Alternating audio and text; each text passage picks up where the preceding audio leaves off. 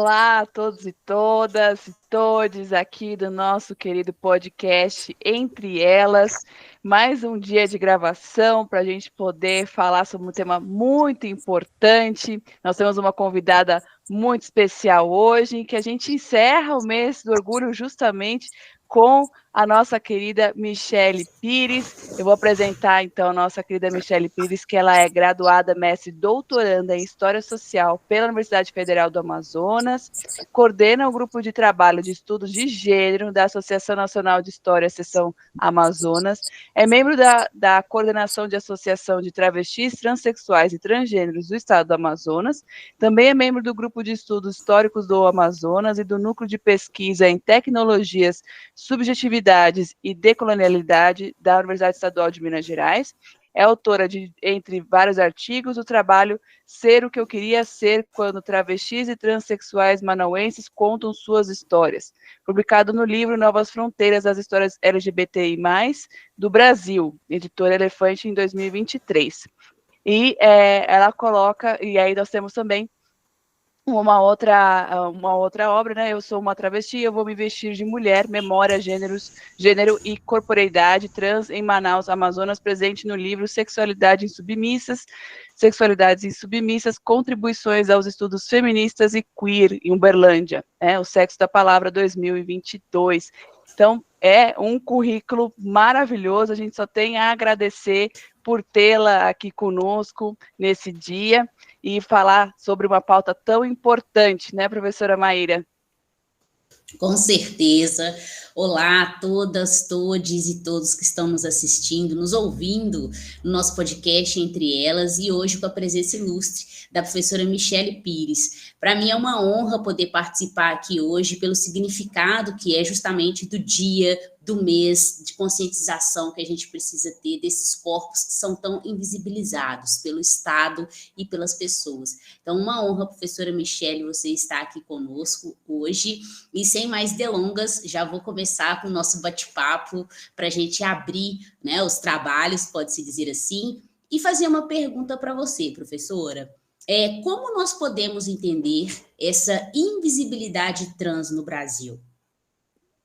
Então, Mayra, primeiramente eu quero agradecer o convite de estar no podcast e estar conhecendo vocês duas. É uma grande honra poder estar com vocês nesse momento.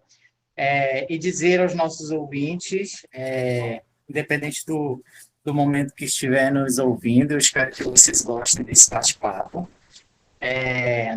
E agradecer a paciência e o respeito comigo, né? Então, Mayra, quando você faz essa pergunta e inicialmente começa com quando, a gente está falando de um contexto temporal, né? Então, historicamente, as travestis e as transexuais, ou melhor dizendo, as pessoas trans, elas vivenciam historicamente e em diferentes contextos geográficos, geopolíticos, o processo de invisibilidade. Não é à toa que uma figurinha emblemática chamada Chica Manicongo, ela foi por muito tempo entendida como um homem gay, né? Foi entendida dentro do campo das homossexualidades. E para quem não sabe, a Chica Manicongo, ela só foi compreendida enquanto uma travesti, né, efetivamente pelas pensadoras e pelas pesquisadoras trans, né? E aí eu cito diversos nomes que já têm uma contribuição em torno de Chica Manicongo, né? Que é a Jaqueline Gomes de Jesus, a Meg Rayara de Oliveira, enfim. E aí, né, a gente está falando de uma figura que sofreu com um processo de inquisição ali no final do século XVI, se eu não me falta a memória, não, perdão, final do século XVII. Né? E aí a Chica Manicongo é uma figura histórica que defendia e desejava, né, reivindicava para si, melhor dizendo, uma feminilidade e o nome de ser chamada, né, de ser entendida e identificada enquanto Chica Manicongo. quanto Chica, né? É uma mulher negra, uma travesti negra, melhor dizendo, que veio, que foi escravizada, né? É uma travesti escravizada vindo ali da região, quer dizer, é um erro a gente falar que ela veio da região do Congo, né? Mas que saiu ali daquele contexto justamente por conta disso, né? O Manicongo, né? E, nesse sentido, a gente já observa como o processo de invisibilidade, ele é datado, né? Ele tem uma invisibilidade e a gente entende a Chica Mani como a primeira travesti do Brasil, né? E compreendida enquanto brasileira nesse sentido. É, e a Chica, ela passa por esse processo de invisibilidade quando antropólogos passam a ter acesso ao documento do Santo Ofício, né, em que a Chica ela ia sendo condenada por pederastia, né, e que se ela não mudasse o jeito de ser dela, ela ia ser deportada, né, enviada para outro lugar. E nesse sentido, esse processo de invisibilidade a gente já observa com a Chica Manicongo e a gente observa também com os próprios pesquisadores e pesquisadoras que não compreenderam ela enquanto uma travesti.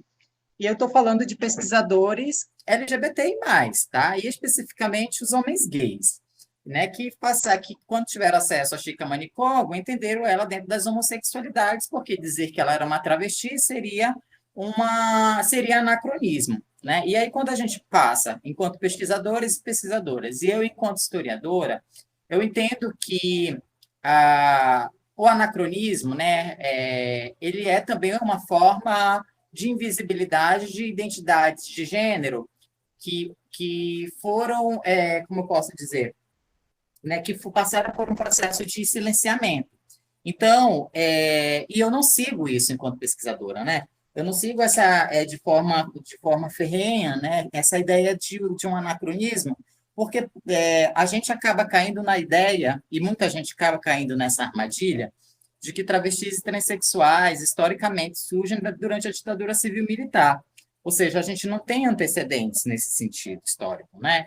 A gente não é lida anterior à ditadura civil-militar, sobretudo num contexto de contracultura, acesso a farmacológicos, para a construção de uma corporeidade. E nos atribui ainda a nossa identidade a essa característica, né, a esse aspecto da corporeidade, quando, na verdade, a gente é muita coisa, né? E, nesse sentido, eu faço essa crítica, né?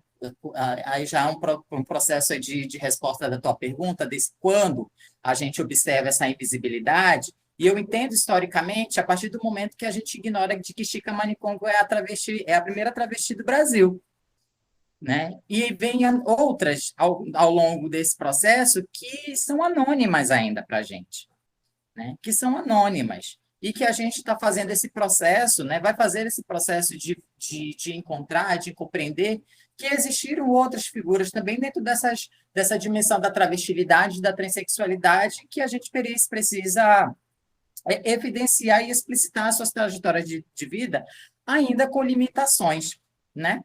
Ainda com limitações, né? E aí eu faço, inclusive, nesse processo da invisibilidade, né? E aí já trago uma outra resposta para ti, né? Como um processo de solução, né? Para a gente sair desse lugar do silenciamento, do anonimato. Não sei se todo mundo tem conhecimento, né? Que recentemente o Ministério dos Direitos Humanos e da Cidadania nomeou, né? Promulgou, né? Tem uma portaria, né? Não sei, deixa eu ver aqui rapidamente, gente. A portaria referente à construção de um GT de trabalho referente à identificação do processo de violação e de violências perpetradas contra a população LGBT na história do Brasil, né? E aí eu estou falando da portaria número 366, de 22 de junho de 2023. né, que nomeou os componentes desse grupo de trabalho que vai ter essa finalidade, né, de garantir justamente essa visibilidade de violação de direitos humanos, a violência praticada, né, simbólica, física e psicologicamente contra a população LGBT ao longo da história do nosso país, para que seja, de fato, a partir disso, efetivado os direitos, não somente a memória e a história, mas um direito que assegure efetivamente, né, a liberdade e a autonomia das pessoas. Né? Então, aí quando você me pergunta, e aí eu já faço uma ressalva em relação a essa portaria, eu sou uma das componentes nomeadas pelo Silvio de Almeida a compor. Né? E nesse sentido, né, falando acerca de políticas públicas, né, a gente, de fato, ainda não tem um direito, né? A gente não tem leis que assegure minimamente ou assegure o que direito nosso também, né? Aí eu falo, sobretudo, em relação à Constituição Federal de 1988, especificamente no artigo 6º, ali os direitos sociais, né? Me corrija se eu estiver errada, mas que eu não posso perder de vista é o artigo 6º, ali falando do direito ao trabalho, direito à moradia, né? Direito à educação, à saúde, que são fundamentos que a gente não tem acesso. A população trans, especificamente, não tem acesso a esses direitos. A gente não tem acesso à moradia. A gente não tem, se a gente não pagar um aluguel, por exemplo, a partir dos nossos trabalhos, especificamente o trabalho sexual, que é um trabalho informal, né? Não é um trabalho que tem uma segurança.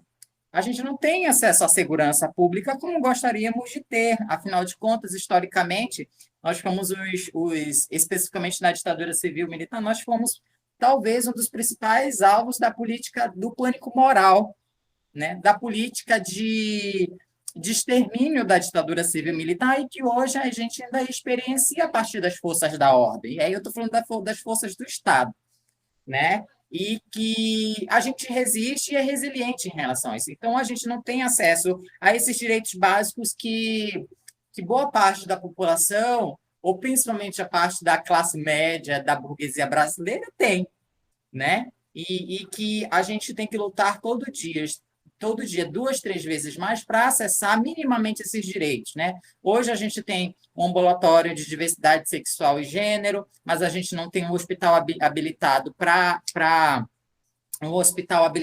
fazer a cirurgia de redesignação sexual, por exemplo, né? E isso em virtude de que a burocracia também dentro desses espaços ela é uma dimensão da transfobia, né? Ela é uma das faces da transfobia.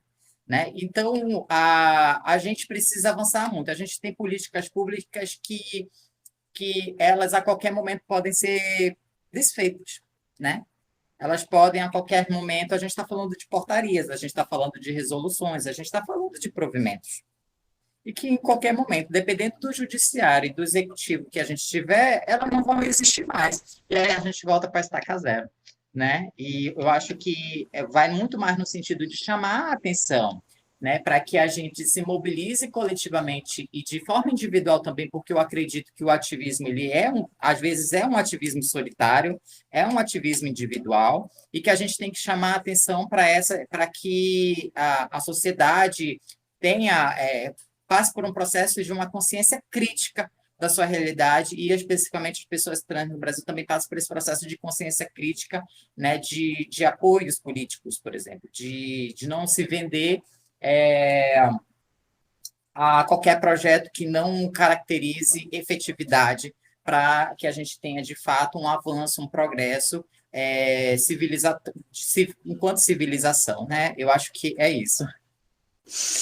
Perfeita, professora Michele, e já queria te parabenizar por ter sido nomeada a compor este grupo tão importante, né, do Ministério de Direitos Humanos, Cidadania, do professor Silvio Almeida, e agora, de fato, você vai fazer parte, encabeçando as políticas públicas e trazendo toda a sua experiência, toda a sua vivência e o seu trabalho, que vai ser tão importante para a gente trazer esses novos olhares que o Brasil tanto precisa, né? Trazer todas as pessoas que participam da construção do país, porque se a gente não tiver inclusão e diversidade, a gente não tem democracia, né? Então, eu passo a palavra para a professora Paula para a gente dar seguimento ao nosso debate. Aqui é maravilhada com os ensinamentos da nossa querida professora de hoje, nossa convidada para falar, né, sobre essa questão da visibilidade trans, né, rompendo as barreiras, concretizando direitos, aí já entendendo, né, toda uma questão de realmente superar essas discriminações. E aí, pensando, né, no mês de junho que nós estamos comemorando o mês do orgulho e trazendo, já falando sobre a pauta da visibilidade, eu queria trazer 2 pontos, né. Então a gente tem a questão da visibilidade que não deveria ser focada só nesse mês, né, a questão da visibilidade de todos os dias, mas que traz aí uma pauta muito importante para a gente lembrar e tentar buscar mecanismos para superar essas discriminações e também lembrar, né, que a gente está em um país em que sempre está no ranking do que mais mata a população LGBTQIA+. Então, professora, qual que é o significado da gente ter essa visibilidade, né, principalmente no mês de junho, mas e também como que a gente supera, né, essas discriminações que muitas vezes são letais à população LGBTQIA+.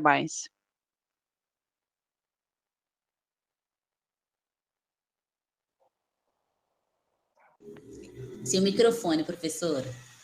Ele estava desligado.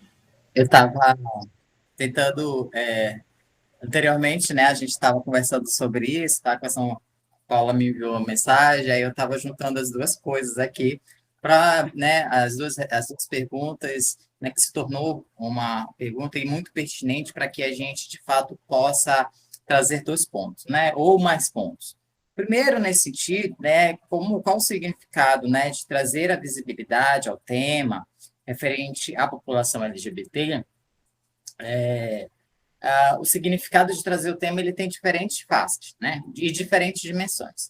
A gente tem, né, um processo de trazer essa visibilidade ao tema a partir de um contexto acadêmico, né, e aí o processo de visibilidade, em grande medida, ele parte de pessoas que são LGBTs e acabam trazendo, a partir das suas vivências, né, temas de trabalhos, temas de pesquisa, para que esses outros sujeitos, essas outras sujeitas que não são visibilizadas, se não são visibilizadas pelo mundo, pelo contexto acadêmico, justamente porque a academia ela é reflexo de uma sociedade estruturalmente machista, estruturalmente racista e LGBTfóbica, né? Traz a partir das suas vivências e das suas experiências, esses temas de pesquisa para fazer um processo de visibilidade, de construção de resultados para garantir, para dar subsídios à construção de políticas públicas, a uma construção de projetos de leis de fato, né?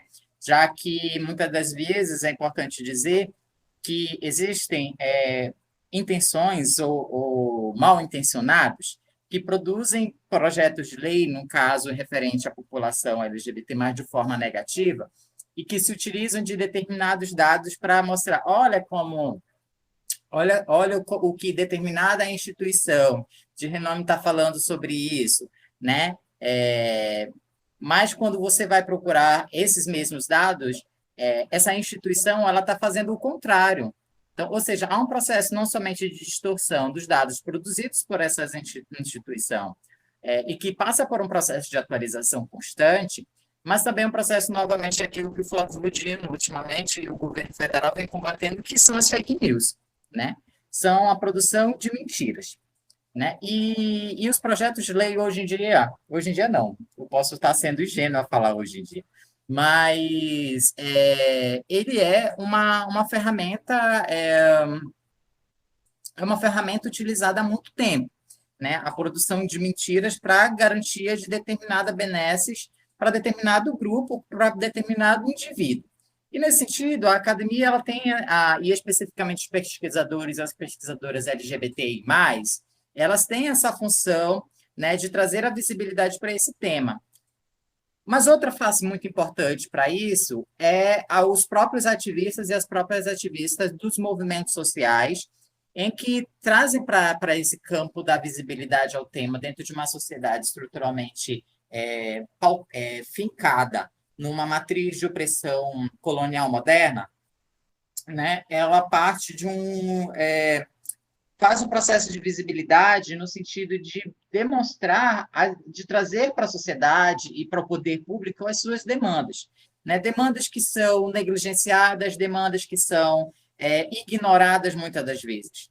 E, nesse sentido, essa visibilidade ela está partindo por uma relação de poder, né? Um jogo de puxar para determinado lado, né? Um jogo de cintura para que as suas demandas e para que os seus interesses também sejam atendidos, justamente porque a população LGBTI, especialmente aqui a população trans, ela está, né, historicamente nesse lugar da marginalidade, nesse lugar escuro, nesse lugar, né? Como é que deixa eu tentar lembrar aqui como a Maria Lugones dizia, ela tem um texto sobre colonialidade do gênero, ela menciona esse lado oculto, obscuro desse sistema capitalista, moderno, colonial que a gente vive. E dentro desse lado escuro estão evidentemente, as pessoas trans, né? Sobretudo elas. E que as suas pautas, os seus interesses, né? Eles estão cada vez mais não sendo atendidos a partir do legislativo, por exemplo, né? E quando a gente fala ainda desse legislativo, a gente demonstra como também os corpos e as subjetividades de pessoas trans elas estão se tornando muitas das vezes uma moeda de troca dentro de um contexto de um conservadorismo. Não é à toa que a gente está cheio de projetos de leis que está falando proibindo, né? Sempre numa característica proibicionista, né? Proibir pessoas trans de participarem de competições de esporte, né? Proibir nacionais, enfim, estaduais, por conta da sua identidade de gênero. Ou tornar o sexo biológico somente como um marcador no lugar de gênero, dentro de uma perspectiva biologizante, ou trazer projeto de leis que proíbam a pessoas trans menores de 18 anos acessarem o sistema de saúde referente à diversidade sexual e de gêneros, né, como a gente tem aqui em Manaus, um ambulatório, né, e ainda acrescentando uma multa para o médico e a médica que se atrever a atender esse paciente dentro dessa perspectiva de gênero, de identidade de gênero, transição de gênero, né?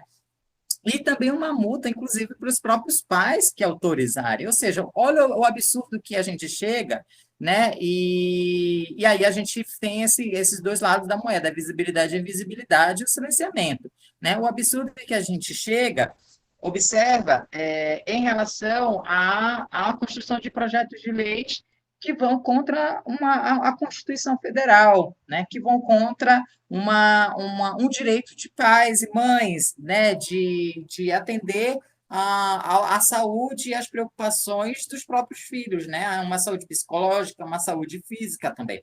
E pasme, uma multa de 50 mil, ou seja, é necessário cada vez mais, portanto, que a visibilidade ela seja uma ferramenta que os ativistas e as ativistas utilizem, mas de forma que tenha uma efetividade, da forma que haja, de fato, uma mudança radical. E não seja uma mudança não seja uma tentativa de mudança que não seja constante, né? Que tenha uma efetividade. A Audre Lorde falou algo muito interessante, que o processo de empoderamento, e a visibilidade está dentro disso, que o processo de empoderamento, ele parte também de uma raiva, né? Contra um sistema e contra a permanência de um sistema que está a todo momento reeditando, reconstruindo a desigualdade social. Né? E essa raiva ela tem que partir de um processo de reflexão para que se torne uma ferramenta de uma mudança radical e constante. Né? Então, as pessoas trans, né, especificamente as ativistas e os ativistas, trans no Brasil, eles e no mundo inteiro, né? Eles se utilizam justamente dessa raiva, de uma raiva que não prejudica, mas muito pelo contrário, demonstra uma ferramenta, né, que para desconstrução e para desnaturalização da cisnormatividade, de uma heterossexualidade institucionalizada, e aí a gente está falando isso, inclusive, em construção de políticas públicas, como as mencionei, sobre o acesso ao esporte, sobre o acesso à cultura, sobre o acesso à saúde para pessoas trans menores de idade, né, é justamente uma maneira, de fato, de que a gente tenha uma visibilidade para além, né, do mês de orgulho LGBT, né, para que a gente tenha, de fato, um constante debate, um constante embate contra essas forças da ordem que estão cada vez mais crescentes dentro de um país que, embora a gente compreenda, ainda que democrático, existe uma quantidade e não uma quantidade somente, mas na beira do fascismo, né? Se tornar um país na beira do fascismo. E a gente, né, tem essa função enquanto ativistas, mas também enquanto pessoas que estão tendo essa consciência de crítica do seu processo de identificação e de visibilização, seja ela individual ou coletiva, na sociedade, como a sociedade brasileira. E aí um outro ponto muito importante, né, que a discriminação de fato é muitas das vezes, ou a discriminação, eu retiro até muitas das vezes, eu subtraio e digo que de fato a discriminação ela é letal, porque ela atinge um determinado corpo, uma determinada subjetividade, e como ela nos destrói em relação à população LGBT, eu trago aí a raiva como uma forma de empoderamento, a raiva como uma ferramenta, né, mas não que atinja, não que prejudique uma outra pessoa, mas muito pelo contrário, que ela, de fato, tenha uma praticidade, tenha uma ação, né, uma praxis crítica. Eu trago também aí dentro dessas alternativas para a gente pensar uma mudança de cenário, eu acho que eu já disse anteriormente, mas a gente tem hoje um GT que vai discutir, que vai visibilizar, né, fazer esse exercício, esse trabalho de visibilizar a histórica violação de direitos humanos, a histórica violação e de morte, de assassinato que pessoas LGBT vêm sofrendo historicamente. A gente retoma novamente um conselho nacional de combate à discriminação da população LGBT, que foi desativado, né, e retoma novamente com novos conselheiros. A gente observa, não somente na esfera federal, mas a gente observa nas esferas do Estado, ainda que com muita resistência da população, do movimento LGBT, e aqui em especial o movimento trans, a retomada de conselhos de combate à discriminação, né, de combate à LGBTfobia. Hoje, no Estado, a gente está passando por essa mudança de cenário, essa guinada, né? A gente teve aqui uma eleição para um conselho estadual, né, de combate à LGBTfobia em 2017, se não me engano, ou 2018, não me recordo, mas que os conselheiros não tomaram posse, né? Ou seja, foram votados, foram eleitos democraticamente e não tomaram posse. E a gente observa essa mudança de cenário agora em 2023, novamente com pressão do movimento LGBT, novamente com pressão dos ativistas e das ativistas para que os conselheiros tomem posse, né? Que esse conselho ele seja reativado para que a gente tenha, de fato, uma guinada na segurança pública, né, que a gente tenha uma mudança radical na educação do Estado e que as pessoas trans, em especial, passem a ter um lugar seguro e que faça o juiz no processo de denúncia para que a gente tenha uma mudança. A gente ter um conselho que fiscalize né?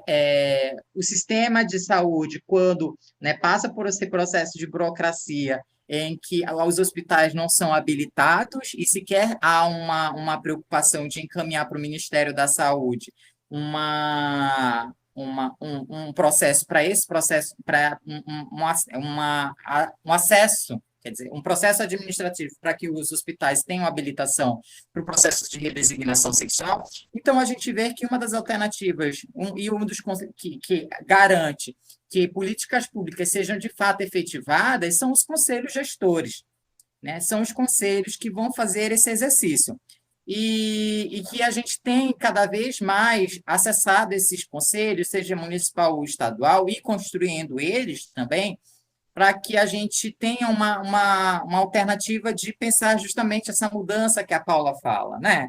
Essa mudança que é necessária. Então, a gente está num outro cenário ainda com uma resistência do fascismo, mas a gente está num cenário em que há uma luz no fim do túnel, há uma esperança. Então, a gente está fazendo esse exercício de um verbo esperançar, né?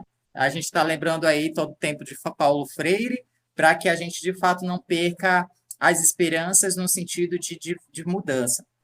Né? O dos conselhos de gestores, de fato, é uma alternativa, mas que o diálogo com a sociedade, né? Os trabalhos de base que os movimentos sociais fazem também são uma mudança, não uma mudança que é mediatizada, né? Não uma mudança que sai na mídia o tempo todo, mas é uma mudança para aquele determinado grupo. Eu digo isso porque eu estou na periferia, eu moro na periferia, e eu vejo a necessidade cada vez mais, e como a discussão, a construção de rodas de conversa sobre determinados temas, porque a gente é atravessado por diferentes marcadores sociais, então eu sou uma pessoa, eu sou uma travesti e eu estou dentro desse lugar da pobreza, estou dentro desse lugar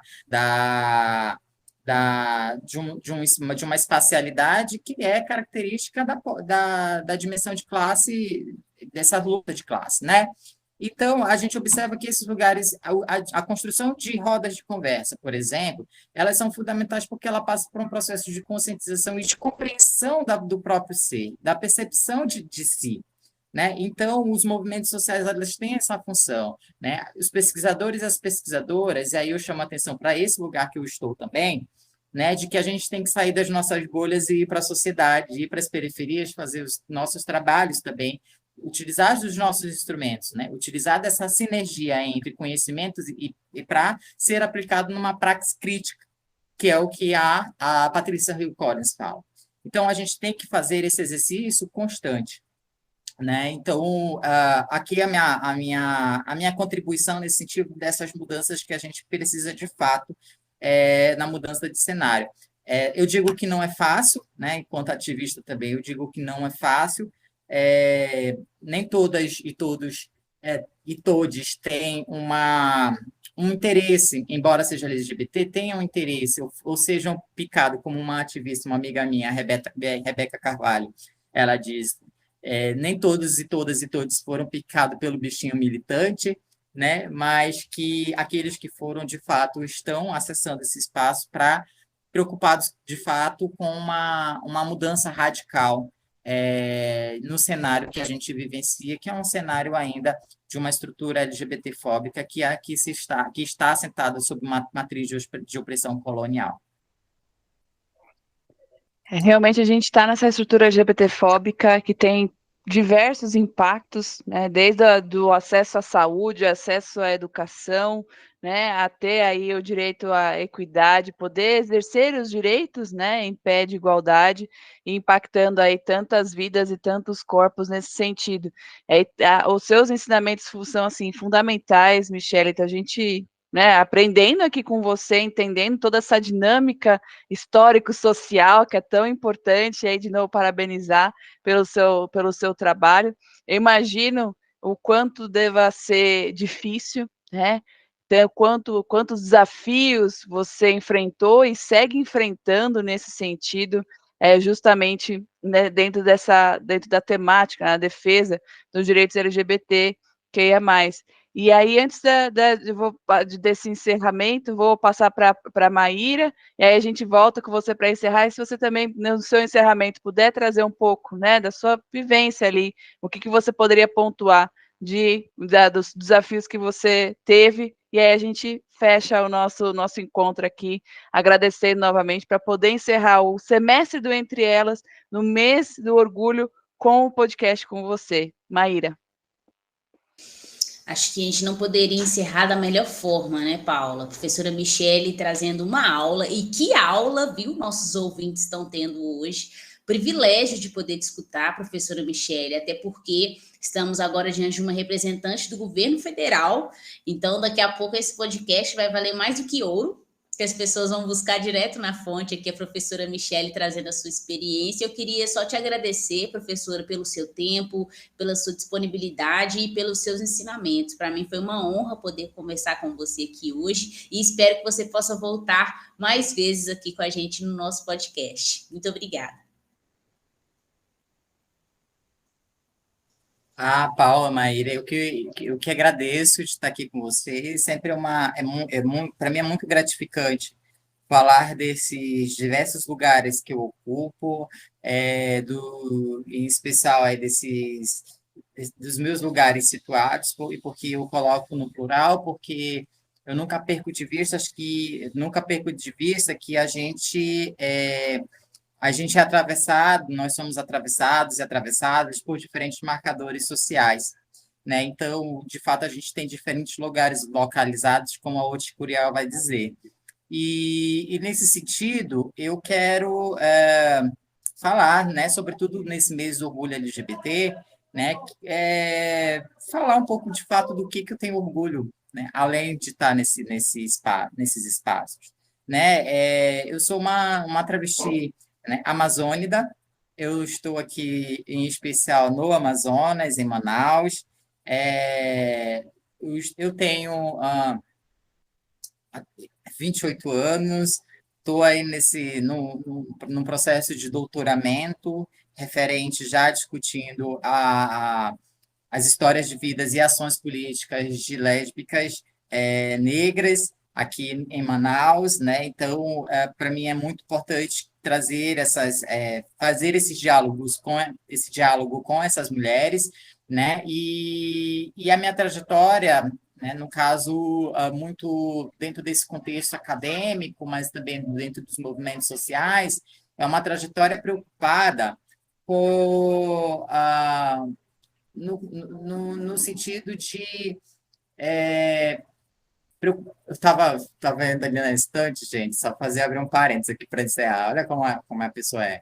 Estava olhando na estante, aí eu estava vendo um livro de uma amiga minha, falando e lendo a coluna do livro. Pode uma coisa dessa, a gente se perde toda. Mas no sentido de que, né, minha trajetória, embora seja também acadêmica, ela está dentro dos movimentos sociais. E eu acabo não fazendo, acabo me desligando, como muitos e muitas companheiras e companheiras fizeram, né? Depois que acessaram a academia e passaram a, de fato, ter um ativismo acadêmico, que eu acho que isso existe, eu acho, não tenho certeza que isso existe, mas que eu não consigo me desvincular daquelas e daqueles que cederam as suas memórias, cederam e cedem, né, as suas trajetórias e o seu tempo e a sua fala para que eu ganhe um título e dê tchau, né? Muito pelo contrário, eu acho que a importância da relação da academia, e não só eu acho isso, a relação da academia com os movimentos sociais como um processo de fortalecimento, ela é fundamental. E aí eu estou, né, eu estou com meus pés nesses dois lados, e eu junto os dois para que, de fato, a gente tenha uma guinada na nossa história, né? E a minha trajetória ela está pautada dentro desses dois lugares. E eu venho de uma família nós três irmãos, e uma família pequena, né? Nós somos assim, contando a minha família, nós somos 5 pessoas, né? E nesse sentido, eu sempre fui eu digo que venho de uma família e que eu também sou privilegiada, no que se refere ao fato de eu não ter sido expulsa de casa, né? E eu sempre digo isso, né? A família, uma família dentro dessa lógica estrutural, né? Numa lógica hegemônica, é um privilégio para quem tem. Então, se você que está nos escutando, né? Se você que está me escutando, você tem uma família dentro dessa lógica, dentro desse sistema normativo, heteronormativo, sobretudo, sinta-se privilegiado no sentido de que você não foi expulso de casa, né? No sentido de que você não passa discriminação constante pelo fato de você, né, ter para onde voltar nesse sentido, né? Eu particularmente, eu tô nesse lugar dentro desse privilégio de não ter sido expulsa de casa, ter tido um lugar onde que eu poderia ter um aconchego, ter um acolhimento para que eu superasse os obstáculos que foram se construindo ao longo da minha vida, né? E a gente sabe, são as crianças. Os obstáculos que vão se construindo, né, para nos retirar desses espaços que é nosso de direito. Então, eu enfrentei a transfobia, eu resisti à estrutura escolar, que é uma estrutura também, como a universidade, uma estrutura que é espelho de uma sociedade estruturalmente LGBTfóbica, estruturalmente racista. Superei os problemas que a universidade se colocou em relação à negligência, em relação ao meu nome social, à minha identidade de gênero, para que eu não acessasse esse espaço que não foi construído para mim e pensado em mim e aos meus iguais. E hoje eu estou nesse lugar que eu entendo, né, o doutorado, eu acabo entendendo que é também um lugar de poder, né? E é também um lugar de visibilidade. Então, eu me utilizo desse poder, né? Desse poder dado para estar hoje conversando aqui com vocês, para estar contribuindo no processo de formação, né? Não somente de uma formação continuada de profissionais de diferentes áreas, né? Mas eu me refiro ao processo de formação e de utilização do conhecimento que eu adquiri ao longo desse tempo que eu estou, né, dentro da universidade, mas também pela minha experiência, a partir da empiria, contribuir para que haja um processo de fortalecimento e de empoderamento também daquelas e daqueles semelhantes a mim. Então, a minha trajetória está pautada dentro dessa lógica política, né, de uma política de resistência, de resiliência, mas uma política também dos afetos, uma política do acolhimento, uma política de visibilidade, uma política de orgulho de ser quem a gente é todos os dias. É isso, gente. Que belas Acho que palavras para a merece gente encerrar. palmas, né, professora Michele? Parabéns pela sua trajetória, parabéns pela sua história. E seus ensinamentos são muito valiosos para nós, né, que sofremos tantas interseccionalidades, como mulheres, como pessoas negras, como pessoas LGBT, como pessoas com deficiência. Não podemos esquecer que, antes de mais nada, somos pessoas. Então, dignidade é o mínimo, não é o máximo. Então, todos os dias, essa dignidade que nos atravessa, nos adoece, porque ela não aparece, parece que nunca vai chegar, mas, como você bem disse, e eu gostei muito da sua fala, vou levar também para os meus alunos, vamos praticar o verbo esperançar. Eu acho que o caminho é esse. Sim. Sim, e é isso, assim, eu acho que o objetivo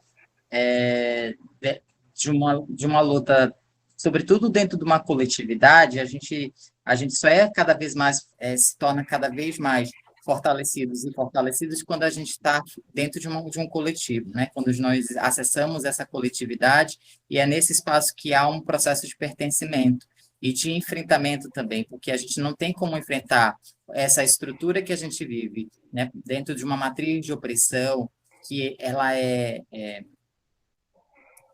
tem centenas de anos, né? A gente não consegue enfrentar se a gente não tiver num reconhecimento, num processo de comunidade, né? Estar dentro desse lugar de comunidade, que de fato é onde a gente se fortalece, e a gente sai desse lugar de subcidadanização e a gente adquire a cidadania de forma efetiva. Maravilha. Olha, encerramos com chave de ouro o Entre Elas desse semestre, né? Não só do mês de junho. Agradecer a todos e todas e todos que nos ouvem ou que nos assistem no canal do YouTube. Agradecer às minhas queridas companheiras, né? Hoje eu estou aqui com a Maíra, mas também agradecer a Bianca e a Evelyn por esse trabalho que a gente faz aí em conjunto, em equipe.